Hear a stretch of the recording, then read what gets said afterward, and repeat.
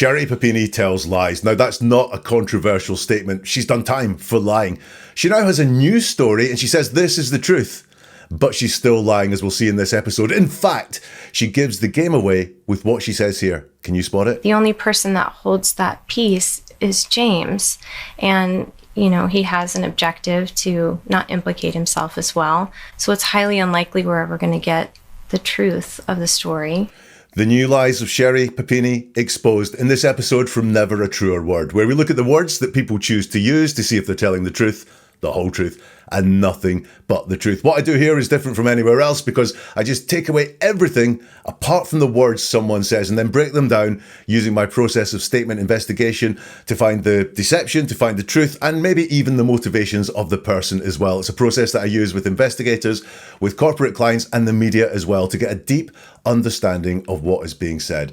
So, Sherri's story. Many people asked me to look at her new interview. To recap very quickly, in 2016, she claims she was abducted when she was out for a run. She was held captive for 3 weeks by 2 Hispanic women who tortured her. She turned up 3 weeks later and told her story.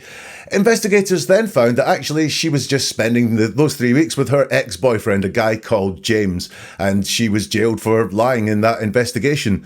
Now, Sherri is telling us that, oh, I was abducted, but by James. It was James that abducted me. That is her new story. She did a new interview this week with the Serialously podcast.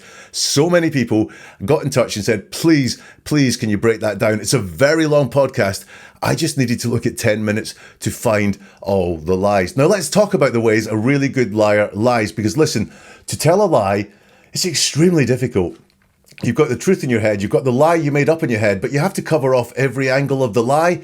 It's really easy to get caught, especially in a big and complex lie.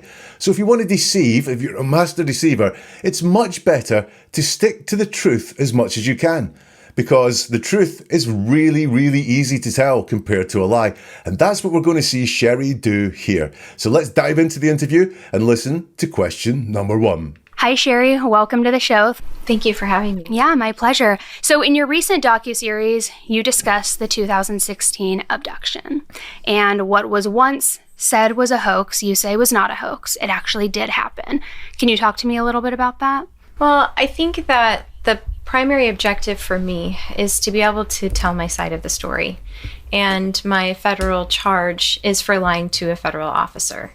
It is not for faking a kidnapping. And it's really important to understand that while there's narratives spinning out there that I've changed the story, I've never changed the story other than the identity of the person that held me captive. I've always maintained that I was held against my will and kidnapped and tortured. The details of that have never changed. I was just too afraid to come out with the identity of the person that held me captive. So much in that first answer, and I'm going to delve into it deeply here. The question asked by Annie, the presenter. In your recent docuseries, you discussed the 2016 abduction, and what was once said was a hoax, you say was not a hoax. It did actually happen. Can you talk to me a little bit about that? And Sherri's answer is just laden with deception. She starts with, well. If you're a regular here, you'll know exactly where I'm going with well. If this is brand new to you, if you're into the Sherri Papini story, then let me tell you about when someone starts an answer to a question with the word well. It means they're not going to directly answer the question. They're sending you a flag that says, what's coming next is a little bit unexpected. It's not quite what you're looking for. Instead of just listening to your question and answering it, I'm going to give you an explanation. So what's coming is not really what you're looking for, it's what I want to say here. And we flag that with well. It's kind of like shorthand for, well, what you need to understand when you're doing all of this and asking all this question is some other stuff, some background, some context that's more important for me to say than for me to answer your question. So we have well. I think that the primary objective for me is to be able to tell my side of the story, is what she said. One sentence in, let's break that down. I think that the primary objective for me, so what she's doing straight away is flagging up, I'm not going to answer your question, I'm going to tell you what is important to me, my primary objective. So Annie has asked, can you talk to us a little bit about why you're now saying this was not a hoax or you were abducted? And Sherri is saying, look, I'm going to tell you my primary objective. This is Manipulation, because it's coming not from the question that you've asked, but from the story that I want to tell. And this is an indicator that Sherri has gone in with some pre-prepared things that she wants to say in this interview, and therefore what she's saying is, well, I'm not going to answer your question. I'm going to go on to the things that I have prepared, that I am ready to say. The primary objective for me is to be able to tell my side of the story.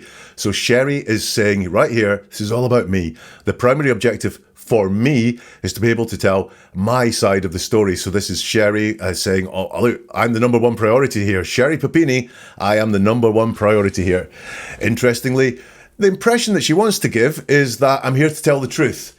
But she doesn't say that I'm here to tell the truth. She doesn't say the primary objective for me is to tell the truth, to get the truth across, to get the truth out there. It's to tell my side of the story. And you'll notice there, it's just my side of the story. She's acknowledging that there are other versions of the story available here. And all she has to do is say her side of the story, not the truth, not what really happened, not what went on. It's just, I want to tell my side of the story. And then she says, my federal charge is for lying to a federal officer. It is not for faking a kidnapping. Okay, so let's break this down again. This is classic criminal behavior. My federal charge is for lying to a federal officer. Well, you were charged with that. You were also found guilty of that, and you went to prison for that. You were jailed for that. You did time for that. So it wasn't just a charge. It was actually a guilty plea. In fact, she pled guilty to it, but she's downplaying the guilt, the fact that she was actually penalized for doing that, and she's just downplaying it just to being, I was charged with it, not I pled guilty to it at all. So my federal charge, downplaying, which is classic criminal behavior when we talk about charges and so on. My federal charge is for lying to a federal officer. It is not for faking a kidnapping. Now, here we go. We get into the concept here of guilt, innocence, legal guilt, legal innocence, and so on. Just because you weren't charged with faking a kidnapping doesn't mean that it didn't happen. It doesn't mean you didn't fake a kidnapping, only that you were not charged for it. I don't actually know the legal ins and outs of it, but what she's doing here is classic downplaying. She carries on. And it's really important to understand that while there's narratives spinning out there, that I've changed the story, I've never changed the story. So let's break all that down. It's really important to understand. So this is convincing us. This is her saying, I'm very important. I know more than you, and I'm telling you, the interviewer, or you, the audience, what it is that's important to understand. Now, actually, we get to decide what's important to understand. Maybe law enforcement get to decide what's important to understand. Sherri only has a view on what's important to understand, but she's saying it right there as a big fact. It's really important to understand something, and that is classic manipulation behavior. When someone has those words in their arsenal, what's important for you to understand is the language of manipulation. And she says, while there's narratives spinning out there that I've changed the story, I've never changed the story. So again, we are not into the truth, and we're not into what is false. We're into stories, which are narratives. They are things that are not necessarily true. And she's not talking about the truth and what happened and the facts. She's talking about the story. So another indication here that she's been telling stories in the past, and she's still telling a story now. Now, I've highlighted the word never there. Never's a red flag for deception word. When you hear someone say they've never done something, or they would never do something, or they use never instead of no, so have you done that? Never, rather than saying no, it's a red flag. Potentially deception is happening there. It doesn't prove that someone's lying, but when you hear that word never, dig into what is being said all the way around it. And Sherri has just given me a classic textbook of why never is not a reliable phrase to use, because she says, I've never changed the story. If we just left it at that, we might get the impression that the story has been consistent all the time. But that word never would make me doubt it. And she carries on, I've never changed the story other than, therefore you have changed the story. The never is a lie there.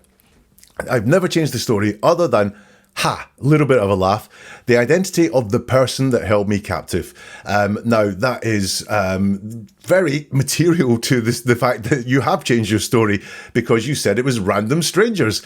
So you materially have changed the story. That never is completely unreliable. And then we'll notice she's talking in conceptual terms. Other than the identity of the person that held me captive, she's not naming the person that she now blames for it at all, a guy called James. She's talking in conceptual terms here, storytelling terms, if you like, almost like she's got a storyboard there of things rather than real life, real people involved in it. The identity of the person that held me captive. I've always maintained that I was held against my will and kidnapped and tortured. I've always maintained, once again, we just got all the tellings coming out here that she's still telling a story. Again, it's not about truth, it's not about facts, it's not about falsehoods and lies. Here she's talking about what she's maintained rather than what is the truth. So maintained is just what you say happened. I might maintain that I'm a millionaire. I'm not, but I could say I've always maintained I'm a millionaire. It doesn't make it true when you say maintained. So once again, an indicator that she's lying. So you can spot just in seconds, this is just 15 seconds of talking, that she has all the hallmarks of still telling a story. I've always maintained that I was held against my will and kidnapped and tortured. The details of that have never changed. Well, they have. The details of that have changed. Quite a lot. It was strangers kidnapping you and torturing you. Then it was someone you know. That's a huge material detail in that. And the details of that have never changed. And we've got that word never again, which again is unreliable because she has changed that. She says, I was just too afraid to come out with the identity of the person that held me captive. A couple of things here. We are going to see all the way through this, and I've only looked at 10 minutes worth of interview. I was just too afraid to come out with the identity, and she wants to paint herself as a frightened person in this. She will use words like afraid and scared all the way through this. I think it's something that she's prepared. She needs to for the story to make any sense as to why she didn't talk at the time, she needs to say that she was afraid to tell the truth. And so she will hit this hot button of being afraid or being scared a lot. So watch out for that one. I was just too afraid. She's got the word just there as well, by the way, another indicator of deception. So when you see just like never, dig in around and go, is there a lie being told here? And I think there is, because just here is minimizing. I was just too afraid. So this is all that was going on, is this afraid thing. So don't ask any wider questions. Don't go bigger. All that was happening, all I want you to focus on is where I'm comfortable here, which is saying, I was afraid. And in all this telling, she can get away with anything if she can make us believe that she was afraid, if she was scared. So that's what that just is doing there. Just focus on this. I was just too afraid to come out with the identity of the person. So once again, we got the person that held me captive. So it wasn't just the person, it was the whole nature that was there. So that's one question in. And already, what have I got? Look. The most important thing to her is image management. That's why we had all that manipulation stuff at the start. So when she said, well, I'm going to tell my priority, it was, I've just been charged. I've kept to the story all the time. Things haven't changed. So image management, how people perceive her, what impression she gives is the most important thing to her. It's what she started off with. I've got signs of controlling language there, what you have to understand, and talking about the charges rather than, what I have done, what I am guilty of. Controlling language there, the language of manipulation, and she's not committed to the truth, which is why she's talking in these conceptual terms about, I maintain this is what happened, and she's not giving lots of detail by saying the person changed. So question number one, I'm already saying this is all a lie. All the markers are in there in language. I have no fear of saying that at all. So let's go on and hear some more from Sherri. So can you walk me through that day from your perspective, right when you first went out to go for the run? So on November 2nd in 2016, I had made arrangements with my ex-boyfriend, the one that I had been secretly having an emotional affair with. It was getting to a point where things were getting a lot more serious, and I wanted to end the relationship. He wanted to do that in person. He wanted to continue talking. So he said that he wanted to come up into town and meet me in town. Things did not go according to plan. We were supposed to meet up in town with a friend present, and he ended up being at the end of my dirt road. Did he know you were going for a run that morning? Yeah. He had been frantically texting me all morning. The energy of it was super unusual. It went from just our casual texting to this very intense, pushy, aggressive text messaging. And in fact, I was really scared. It really concerned me. So I was trying to get my husband to come home and luring him in any way that I could to come home. And he didn't. He blew me off. And I was trying to avoid seeing him because he was so agitated. And there he was at the end of the dirt road because we'd been talking, so he knew my entire route. He knew where I was going to be and what I was doing. So there we go. More markers of deception right there in that answer from Sherri. Annie says, so can you walk me through that day from your perspective, right when you first went out to go for the run? She doesn't take on that question at all. You just jumps around in timeline wise. So again, she's just getting across what's important to her rather than answering the question. Because right now you've heard the answer to that question. Do you have an idea of what happened that day? Because that's what's asked. Walk me through that day.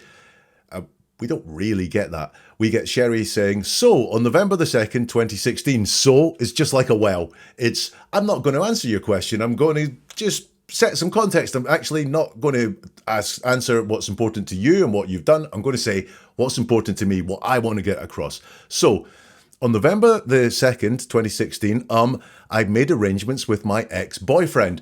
Now, remember I said it's much easier to tell the truth. So if we just go to the accepted version of what happened according to law enforcement, which is that Sherri wanted to get away.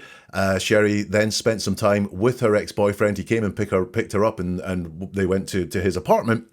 Then things like, I made arrangements with my ex-boyfriend, are truthful. So these are things that Sherri can hold on to because they actually happened and talk about them without any stress, without any thought of lying. She doesn't have to have all the thoughts of the truth and lies bouncing around her head.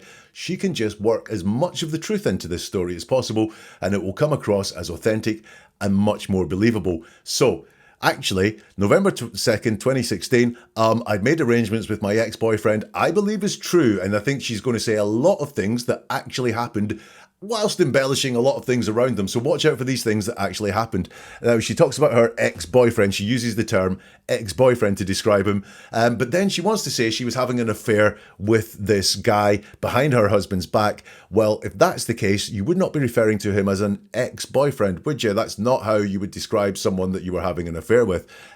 You would maybe put a name on the person. You would maybe say, you wouldn't label them ex-boyfriend, first of all. You'd be saying, I made arrangements with James, who I was seeing behind my husband's back, or the guy I was seeing behind my husband's back, or the guy I was having an affair with. You would not refer to him as an ex-boyfriend, making me think he was an ex-boyfriend at the time. They were not having an affair.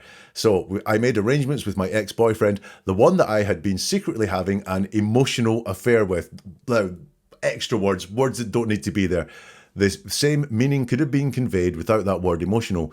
My ex-boyfriend, the one that I had been secretly having an affair with, would have the exact same meaning as the one I had secretly been having an emotional affair with. So why is that word emotional there? Is that because she wants to say it wasn't sexual, because she's wanting to get across an image of purity and not being a nasty person? So she just want to say it was an emotional affair. This was all about the emotions. My husband wasn't satisfying my emotions. This guy was, but we didn't cheat, as in sexually cheat. I think that's what it is. I think it's an image management term. So it was an emotional affair. It wasn't a sexual one. And it was getting to a point where things were getting a lot more serious and I wanted to end the relationship. I noticed the double use of getting there. It was getting to a point where things were getting a lot more serious. Now, there's two gettings there. Things don't happen twice. It was getting to a point where it was more serious, or it was at a point where it was getting a lot more serious, but we've got two gettings going on there. So I don't, again, believe that. It's just not, it was getting a lot more serious. It was getting to a point where things were getting a lot more serious is not an authentic description of what was going on, I believe. Then she says, and I wanted to end the relationship. He wanted to do that in person. Now, that's interesting. He wanted to end the relationship. Who wanted to end the relationship? Because she says there, I wanted to end the relationship. And then it's he wanted to end the relationship just in person. I get the impression she wants to give. I told him I wanted to end the relationship. He wanted to have a conversation about it. But that's not what the words say. Again, her story is just not hanging together. He wanted to continue talking, so he said he wanted to come up into town and meet me in town. I think this is one of those true things, because as far as we know, this is exactly what happened. He wanted to continue talking, so he said he wanted to come up into town and meet me in town. All true and all believable. This is her doing that low stress thing of saying what really happened. He wanted to continue talking, so he said that he wanted to come up into town and meet me in town. You can see it's very believable, it's very straightforward, unlike the emotional affair, and it was getting to a point where it was getting serious, and I wanted to end it and he wanted to end it in person. What I do notice is there's a lot of going backwards to make the story make sense. So she starts off telling the story about she has to go, when she's asked about, on November the 2nd, 2016, I made arrangements with my ex-boyfriend. So she starts on that day. Then she goes backwards to say that we've been having a very emotional affair and it had been getting serious. So she's jumped away from November the 2nd. And then we're back in the 2nd about wanting to make those arrangements. And then he wanted to come to town. So she's jumping all around the timeline there instead of talking about what happened on that day. She says things did not go according to plan. Now, I wonder if that one's true, because it's very straightforward. Things is a little bit downplaying, but things did not go according to plan. So they had a plan. And if you look at the legally accepted explanation of what happened, is that he came to town and picked her up to stage this abduction. Things did not go according to plan. So again, is that what happened? Because they had a plan. The plan wasn't that they were going to break up that day at all. Things did not go according to plan. And then she doesn't actually say what didn't go according to plan. So I wonder if on the day when they were staging the abduction, things didn't go to plan for some reason. We were supposed to meet up in town with a friend present, and he ended up being at the end of my dirt road. Again, I believe that. He ended up being at the end of my dirt road to pick her up, basically. The word ended up there, or the words ended up there, are the key ones, because when we're telling a story, if we use the phrase, and I ended up, or and he ended up, it's a jump in time. We're skipping things. We might use it for brevity when we're telling a story. So I went shopping for a new pair of shoes, but I ended up buying a car.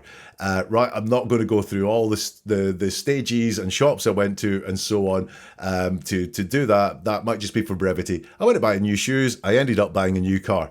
It's a jump in time, and that's what we've got here. She's covering some things up. She's not telling us why things did not go according to plan, if you know. So again, if things did not go according to plan is the truth, she's hiding why things didn't go to plan, and that's he ended up being at the end of my dirt road. Annie asked the question, did he know you were going for a run that morning? And yeah, is the very first thing that Sherri says. Believable, straightforward. Yes, he did know I was going for a run that morning. And then he had been frantically texting me all morning. So I wonder again if we've got truth in there. He had been texting me all morning, because if you're going to fake an abduction, you may well have lots of texts that morning. He had been texting me all morning. Then she says the energy of it was super unusual. Strange way of saying it. Super unusual. Unusual's just odd. Super is exceedingly. It went from just our casual texting to this very intense, pushy, aggressive text messaging, which is very much of a big jump. Did something go wrong? Did someone get cold feet around the planned abduction or something like that? Just casual and then super intense, pushy, aggressive text messaging. But she doesn't say what caused it to happen or why it happened or anything like that. We're skipping over things again. And this was missing from the previous telling, because the previous telling was there, he wanted to meet up in person, he wanted to come to town, things did not go according to plan, and he ended up at the end of my dirt road. Now we have this description of the casual texting all of a sudden becoming intense, pushy, and aggressive text messaging. And again, this doesn't really add up, because this was a conversation about them, in her telling, wanting to break up. So she's kind of gone, I want to break up. He's gone, I want to come through and talk about it. And then what she says happened that morning was casual texting. Well, are you going to be casually texting when the whole point of having a discussion is to break up? It went from just casual texting to this intense, aggressive text messaging. And then she says, in fact, I was really scared. It really concerned me. So what we have going on here is this repetition of how scared she was. I think this is something that gives her comfort in her storytelling, is she can explain most of the things that are a little bit inexplicable if she says she was scared. So I was really scared. It really concerned me. What really scared you? What really concerned you? So I was trying to get my husband to come home and luring him in any way I could to come home. So husband was being lured. This is the language, again, of manipulation and the language of control. She couldn't just phone up her husband and tell the truth, potentially because she was lying, but she couldn't just call up her husband and say, please come home, it's a real emergency. No, she had to lure him in any way that I could. So what she's letting us know there is this is a devious mind. This is someone who feels they need to lure people places. They need to manipulate them. So I was trying to luring him in any way that I could to come home, and he didn't. He blew me off. I think a little bit of resentment towards the husband comes through there, but we'll let that one pass because we've got bigger fish to fry. And I was trying to avoid seeing him because he was so agitated. And there he was at the end of the dirt road because we'd been talking. So he knew my entire route. He knew where I was going to be and what I was doing. There he was at the end of the dirt road because we'd been talking. I think the impression she wants to give is there he was at the end of my dirt road because we've been talking. Maybe that's because she's saying because I told him my running route. I mean, it doesn't sound like a casual conversation. Oh, here's the route that I'm taking. Also, it's the end of your dirt road. So he's actually turned up where you live. Did you tell him where you lived? So he knew my entire route. He knew where I was going to be and what I was doing. I believe that once again.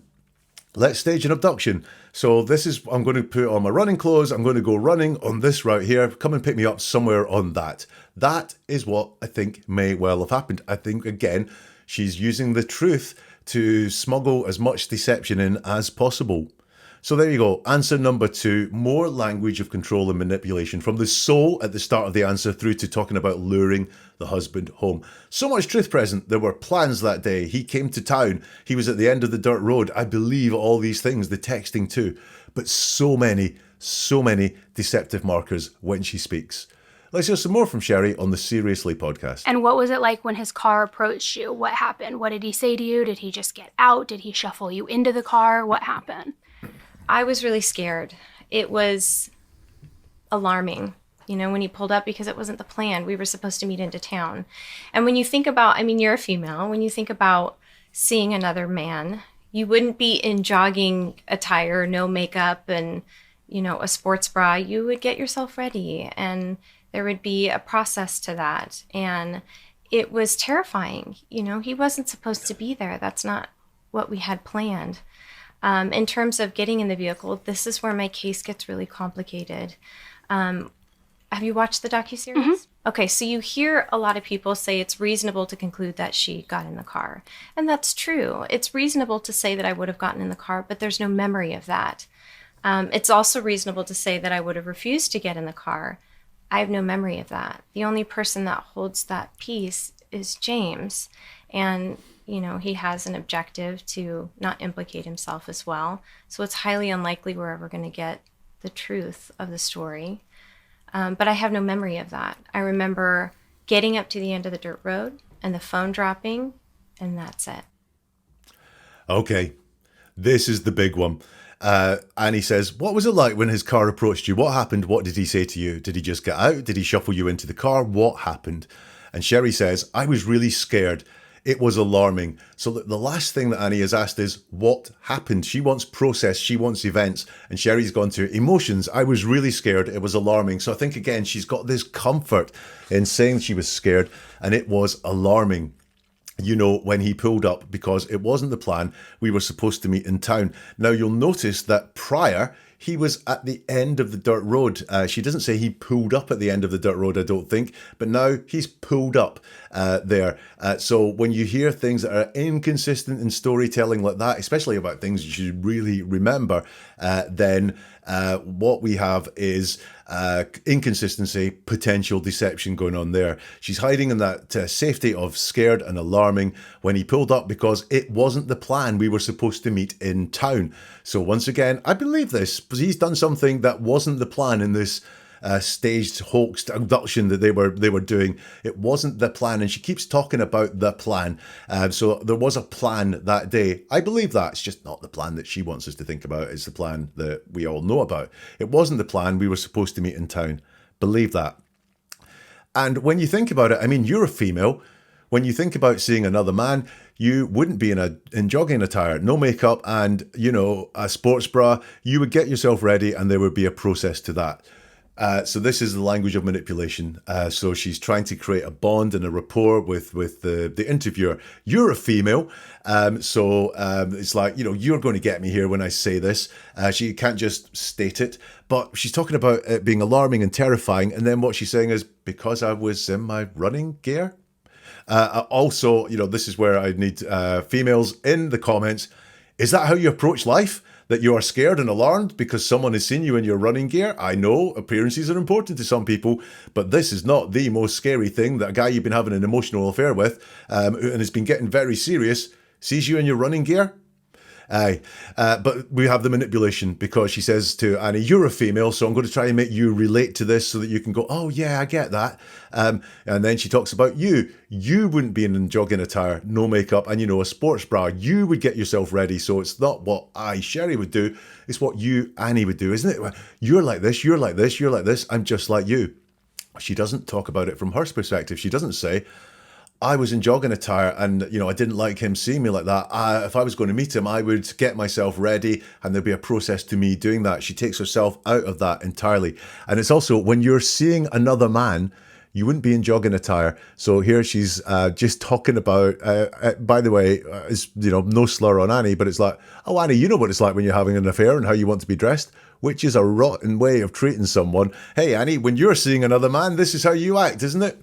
Sherri, the manipulator, there. Again, when you're seeing another man, you wouldn't want to be like that. And it was terrifying. So we have, once more, this real comfort thing. It's really easy for her to say she was terrified. It's really important for her to get that across as well, which is why we have this repeat, repeat, repeat. Because so much of the stuff that she does only makes sense if she can say, I was reacting that way because I was terrified, because I was scared. And it was terrifying, you know. He wasn't supposed to be there. That's not what we had planned. So once again, the word plan comes through. There was a plan that morning. I believe there was a plan that morning. I also believe he wasn't supposed to be there. Potentially, she'd said, come and get me on the route, not at the end of this dirt trip. Then she says, in terms of the vehicle, this is where my case gets really complicated. Have you watched the docu-series? What's going on here is waffle.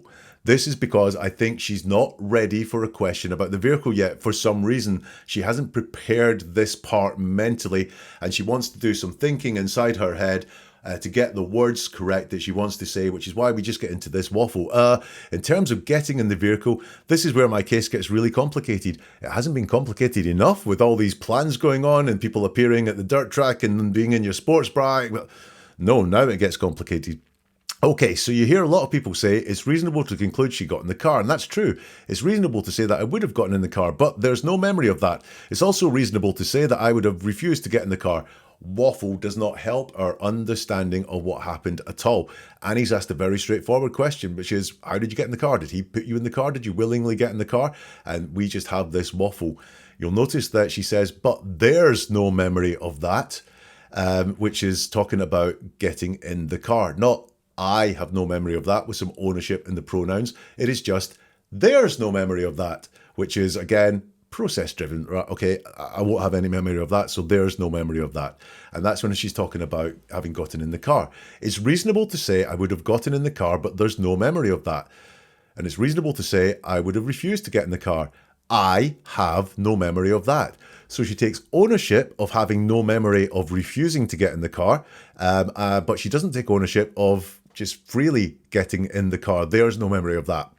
A giveaway, I think, that she got in the car willingly, and this is coming through there because she's claiming there's no memory of me getting in the car willingly, but I have no memory of the car, of refusing to get in the car. You have no memory of that. You're taking ownership of that. Why? Because it didn't happen. So then she says, the only person that holds that piece is James, and you know, he has an objective not to implicate himself as well.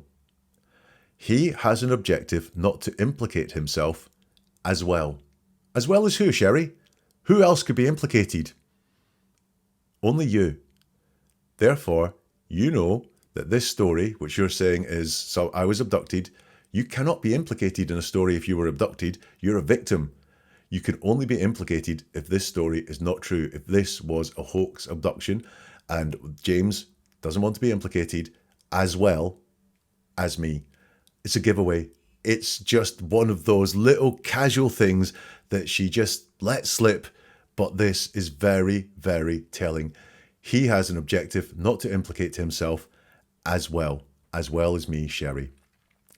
She then says, so it's highly unlikely we're ever going to get the truth of this story. I believe that because you're lying. It's highly unlikely we're ever going to get the truth of this story. But I have no memory of that. Ownership there, I have no memory of that. I remember getting up to the end of the dirt road and the phone dropping, and that's it.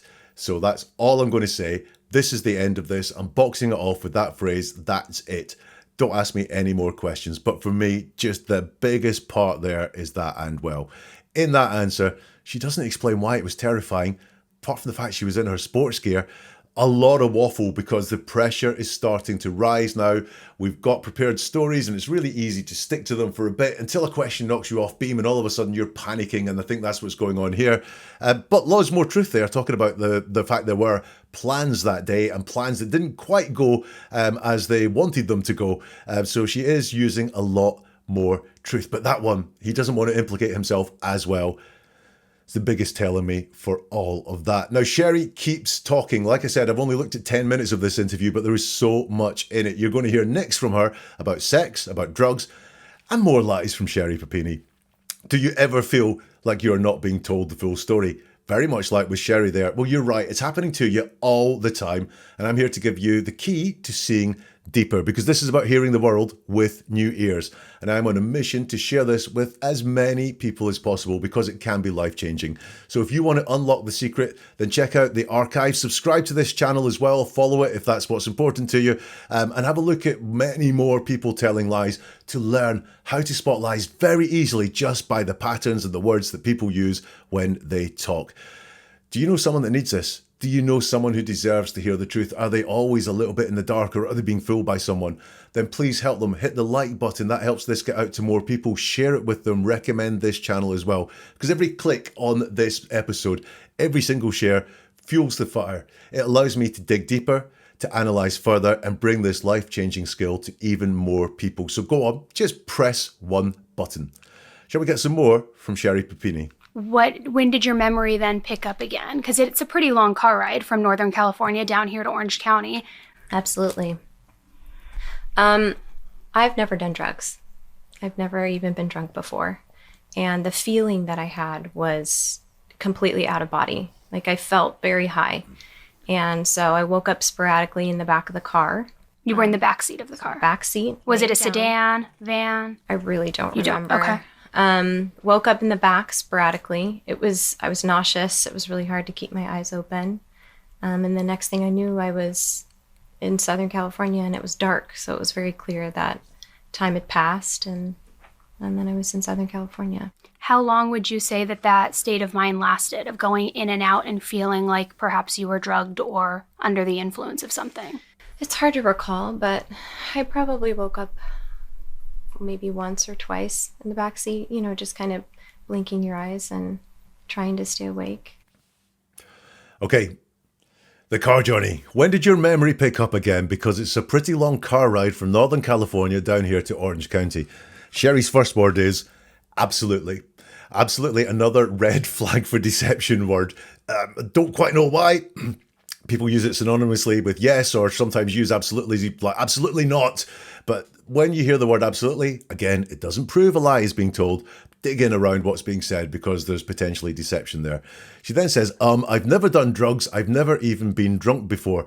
Now, we've got that word never twice there. Never done drugs, never even been drunk before. Interesting. I've never done drugs. Has she done drugs? Well, she's already proved her use of never is kind of deceptive.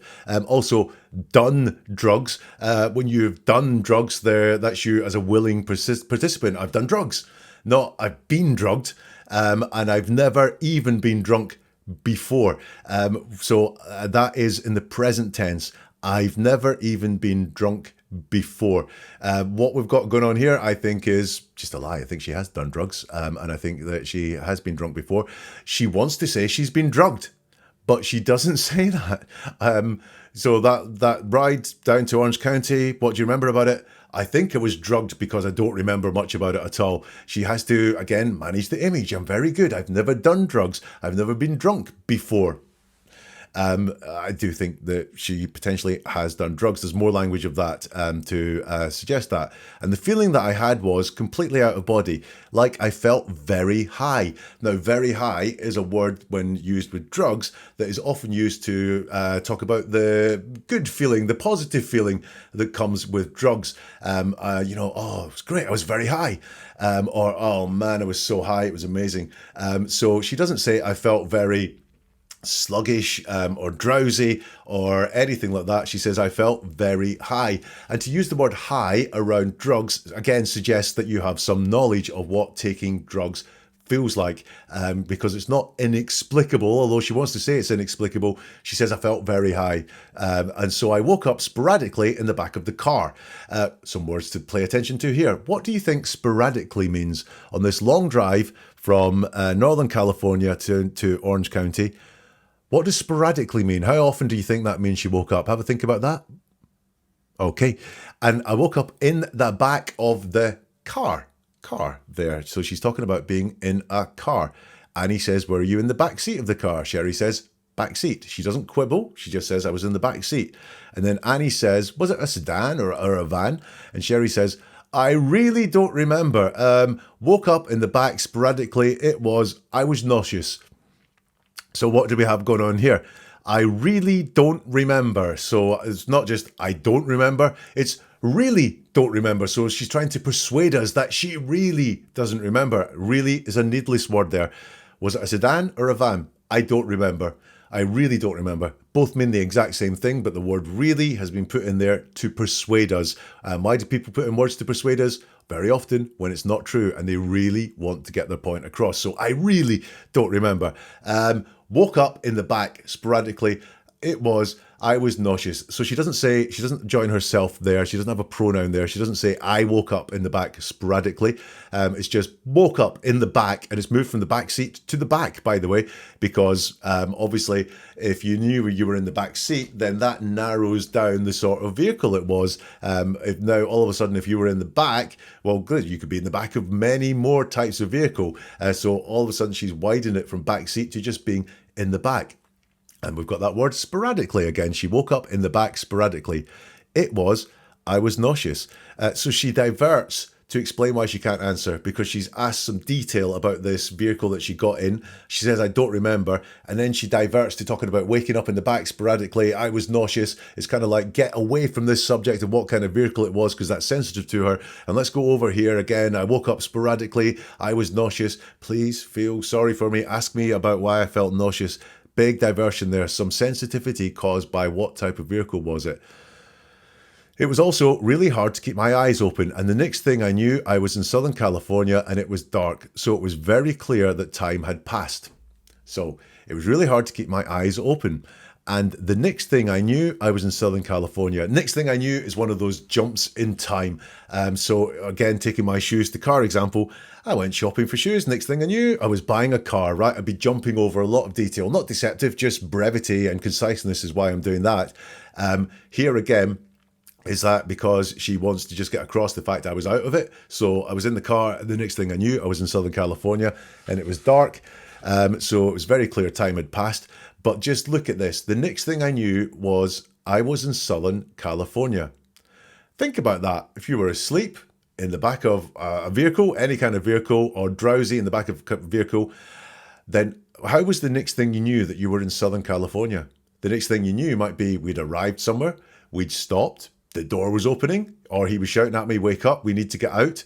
But the next thing you knew, I was in Southern California. How did that happen? How did you know you were in Southern California? Because you said it was the next thing you knew.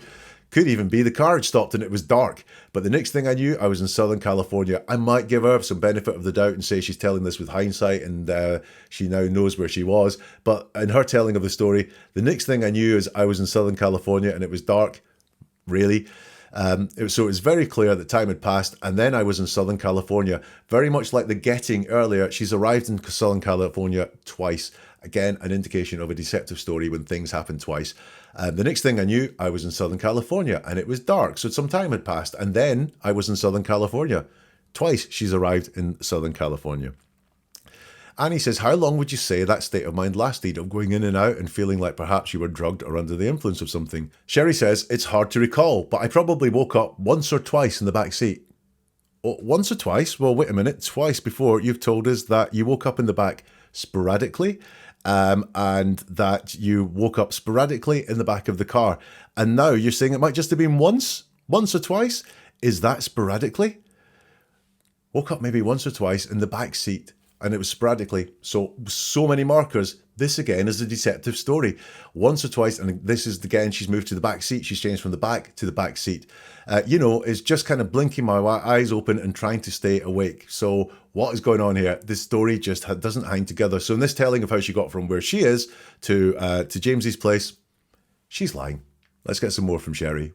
Were you fully alert when you then were taken into his house? I would not say fully alert. Okay. No. It was the weirdest feeling. It was very strange. It was like my feet couldn't connect to the pavement. It was a very odd sensation. Again, I'd never done drugs before. And he had to put a hand underneath me to help me walk into the house even. And when you guys walked into the house, where did he walk you to directly those first few moments? Walked me into the house and sat me down on the couch. And he says, were you fully alert when you were taken into his house? And Sherri says, I would not say fully alert. It was the weirdest feeling. So why tell us what you would not say? Why not tell us what actually happened? Were you fully alert? No, I wasn't fully alert. Yeah, I was fully alert. I would not say fully alert. It was the weirdest feeling.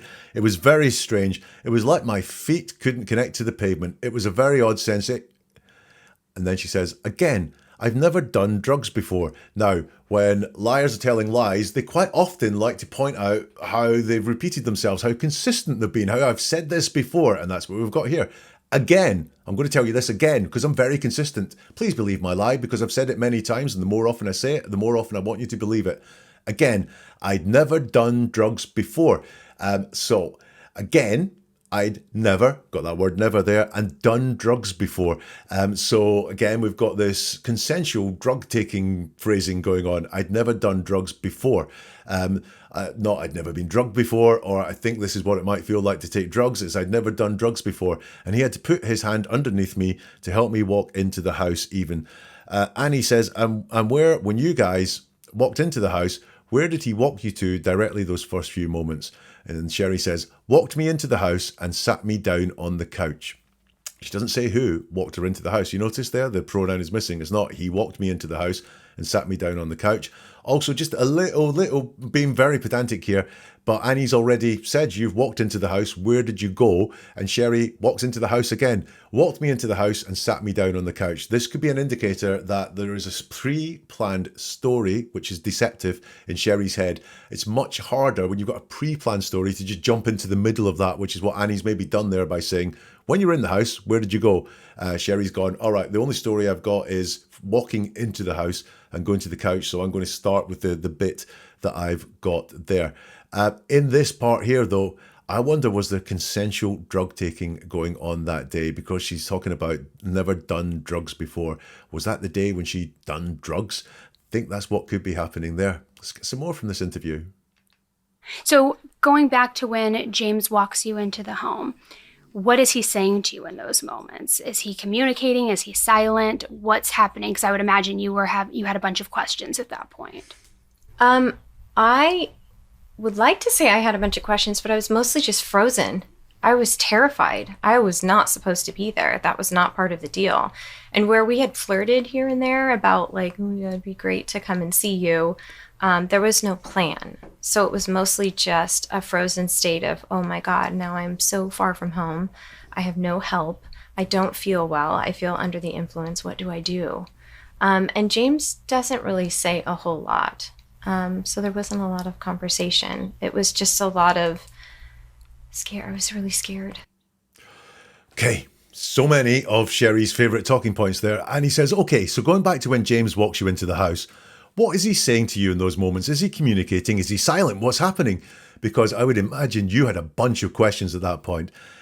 This catches Sherri well off guard. She's not prepared for this. Why are you not prepared for this? If this is what happened, then you would just have the facts to tell. You would have events to relay. And instead, we get, I would like to say I had a bunch of questions, but I was mostly just frozen. So mostly just frozen. Let's break all that down. So mostly just frozen. So not completely frozen. There was something else going on there. And just, we've got that word just again, i.e., oh, right. Yeah. Annie's right. When I arrive, when I get to his house, I should have asked them what was going on, or should have prepared for me going, what the hell am I doing here? And have those sort of things ready. But no, I was just frozen. Focus in on that. I told you, when deception is happening, the word just is very close so often. I was terrified. This is the comfort thing again of saying how scared you were. So the fact you didn't ask questions, the fact you're not ready for to tell us what this conversation was, doesn't make a lot of sense. It really doesn't make a lot of sense. But if you can pull out the fear card and say I was terrified, then are you asking us to make allowances? Oh yeah, it doesn't make a lot of sense. You didn't ask what was going up, or he didn't tell you what was going on, unless you were terrified and then you were just frozen. She says I was not supposed to be there. Now, this is the truth again. You weren't supposed to be there. You were supposed to be with your husband and kids. And I know you have explained that before when you were telling the story of your first fake abduction story. You wanted to be with your husband and kids. I wasn't supposed to be where I was. I believe that. That is believable. I was not supposed to be there. You'll notice the things I believe. I was not supposed to be there. Very straightforward. No extra words in there. None of this persuasion going on. Nothing that I question there. It's just really straightforward. I was not supposed to be there. That was not part of the deal. What deal? That was not part of the deal. And where we had flirted here and there about like, it'd be great to come and see you, there was no plan. I'm sorry, what? You were going to break up with the guy that day in your telling of the story. So if you're going to break up with the guy, you shouldn't have been flirting, and you should not have ended up at his house, miles and miles away from your own house. So why are you talking about flirting? And if you've been abducted, if you're being held against your will, why is flirting something that you're talking about in the telling of this story? It'd be great to come and see you, but there was no plan. The plan, as you tell it, was to break up.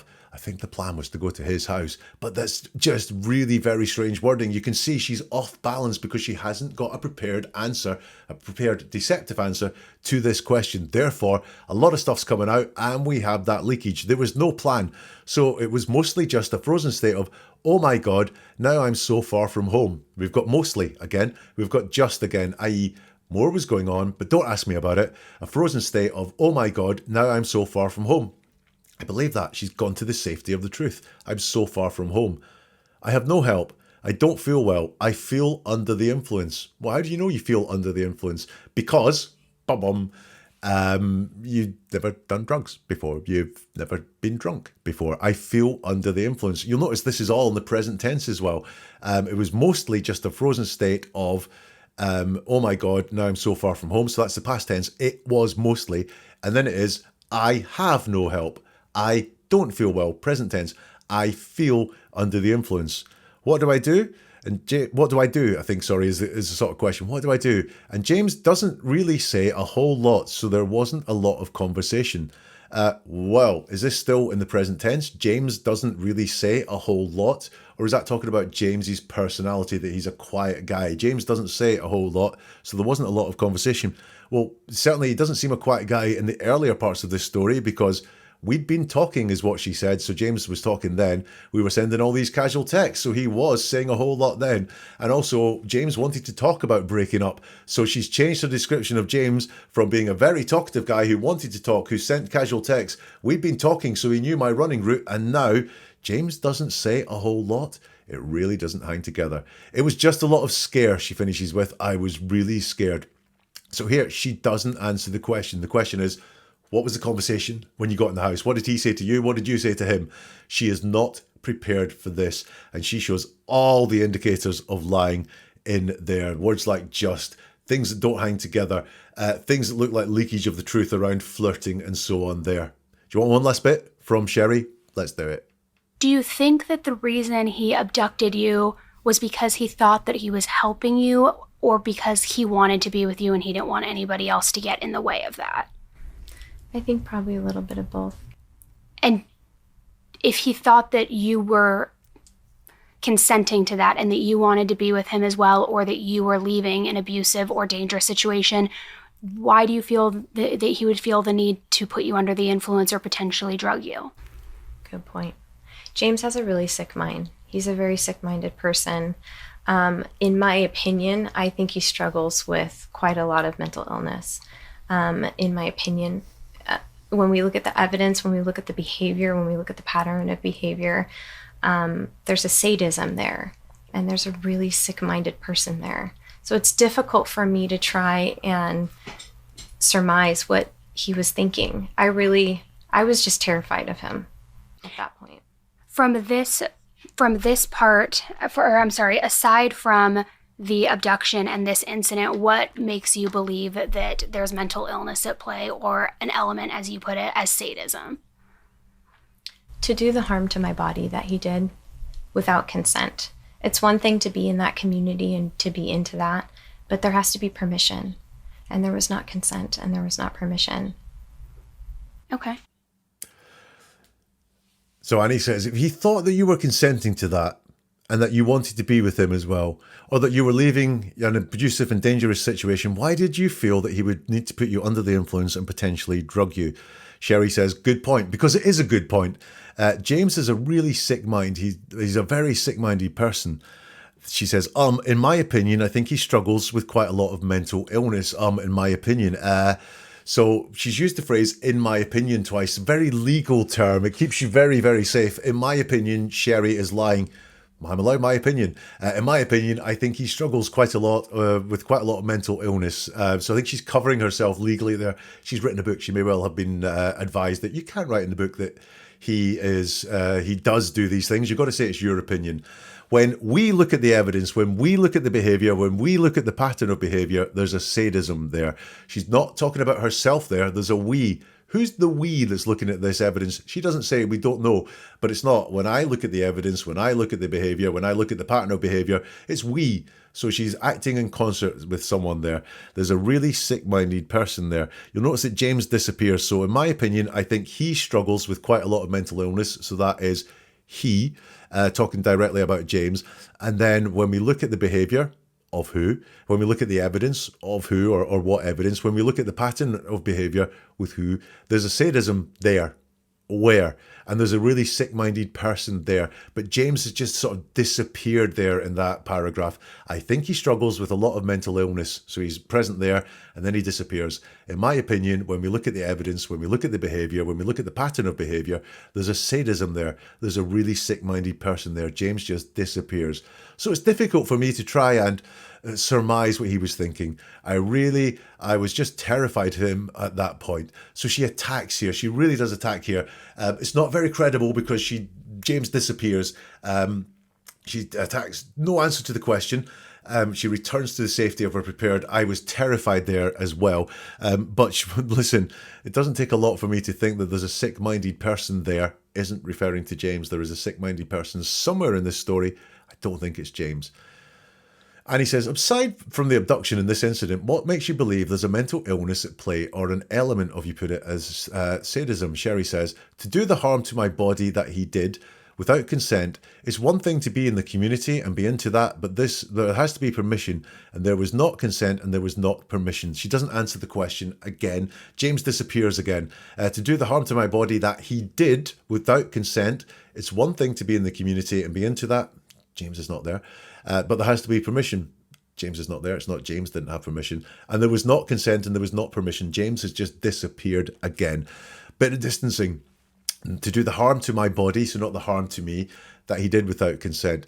Then again, I wondered, has she taken drugs before, and was she part of that? She introduces a consensual community, this time in a sexual way, around, sadism and so on. It's one thing to be in that community and be into that, but there has to be permission. I'm wondering what knowledge she has of that community for her to be able to talk about it and for it to be present in her mind. Because what's happened in her telling of the story is someone has tortured me and left lasting marks on me, and it was bloody horrible. There was no permission, no consent. But instead, she's gone to this community where there is permission and consent for those things to happen inside it. So why does she go there with that? I think she's lived, I can't think of a better word than a more alternative lifestyle than she would like us to believe in this interview. And Annie finishes with an okay, which I will come back to. So there we go. Sherri Papini, like 10 minutes of that interview. So what have I got in conclusions? She's not telling the truth. She is not telling the truth. Too many indicators of lies for that. She has prepared a story that is a majority of the truth. James came up. There was a plan. He took me to his apartment like loads and loads of miles away. But there's so many other embellishments in it. And when she is asked a question that she doesn't have a prepared answer for, she is caught out. She does not have that angle to tell. And it's blatantly obvious. So Sherri's new story, baloney. All lies. Before we wrap up, can we just give all the kudos to Annie for showing that I don't think she believed the answer to that last question. Just have a look at how she deals with the word okay here. To do the harm to my body that he did without consent. It's one thing to be in that community and to be into that, but there has to be permission. And there was not consent and there was not permission. Okay. A classic. What do you think? Do let me know in the comments if you can. Don't forget, go to the website neveratruerword.com, where you'll find a hell of a lot more about Sherri Papini and other classic liars, and learn how to spot the truth, how to spot deception, and how to spot the language of manipulation and the motivations of a person as well. It's neveratruerword.com, and we'll see you soon for something new from Never a Truer Word.